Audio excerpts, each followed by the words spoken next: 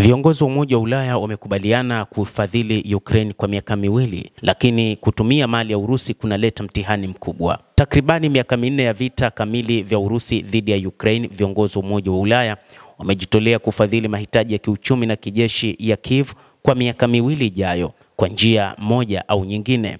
Ukraine inahitaji pesa kufikia mwaka 2026 mapema, kutokana na kwamba baada ya kumalizika kwa mwaka huu Ukraine haitakuwa na fedha tena wala silaha za kuendesha vita inayoendelea nchini humo.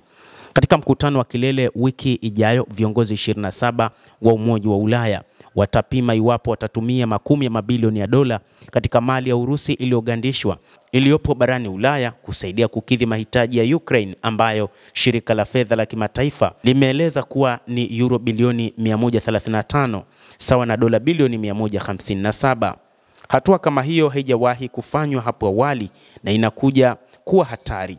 Benki kuu za Ulaya zimeonya kwamba ikiwa EU itaonyesha kuwa tayari kunyakua pesa za nchi zingine, inaweza kudhoofisha imani katika sarafu ya euro. Hata hivyo, IMF imetoa tahadhari juu ya matumizi ya fedha hizo za Warusi. Baadhi ya mataifa wanachama pia yana wasiwasi kuhusu kualika kulipiza kisasi kutoka kwa Urusi, wakiamini kwamba baada ya matumizi ya fedha za Urusi, kama Urusi ilivyoweka wazi, ni kwamba fedha zao zitatumiwa kwa ajili ya kulipiza kisasi na kuchukua fidia. Ubelgiji, ambayo inatajwa kwamba yenye mali nyingi za Urusi zinazoshikiliwa, ndio mpinzani mkuu wa mpango huu, inatoa hofu kwamba Urusi itajibu ama kupitia mahakama au kwa njia chafu zaidi.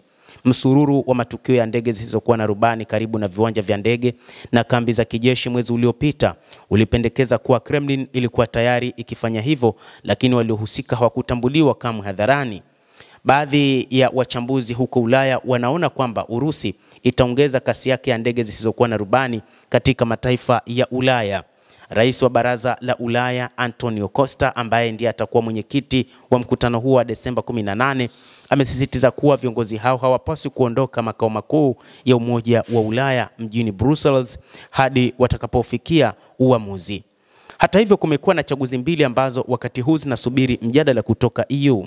Viongozi wa Umoja wa Ulaya walizuia pesa hizo nyingi zikiwa ni mali katika benki kuu ya Urusi kutokana na vita ambavyo Putin alivianzisha Februari mwaka 2022.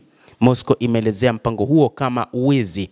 Mipango miwili imeibuka. Ya kwanza itakuwa mkopo wa fidia ambao ungetumia mali ya Urusi hadi Moscow ikubali kulipa uharibifu ulioipata Ukraine.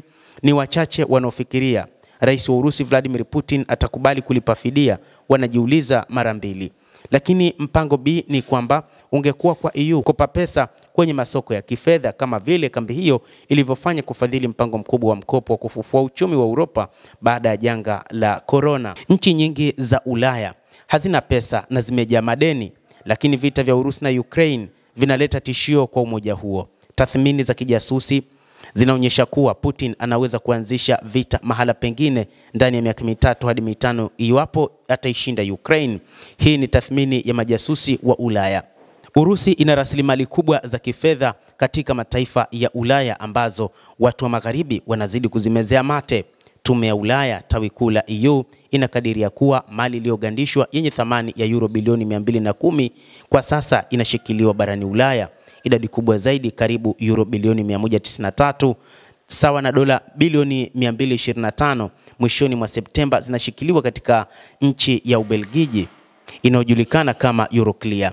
Katika mwaka uliopita, Hungary imezuia uungwaji mkono wa Umoja wa Ulaya kwa Ukraine karibu kila upande. Serikali nchini Slovakia inaanza kujichimbia pia. Kiongozi mpya na mwenye msimamo mkali taifa katika Jamhuri ya Czech anaweza kutatiza uamuzi huo pia.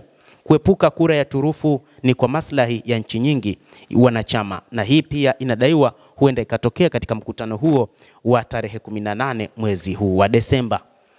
Tusubiri kuona ni nini maamuzi yatafanyika juu ya kutumia fedha za Urusi na nini matokeo yake. Urusi itafanya nini kutokana na mpango huo? Tutakujuza hapa The World News. Mimi ni Adam Hussein.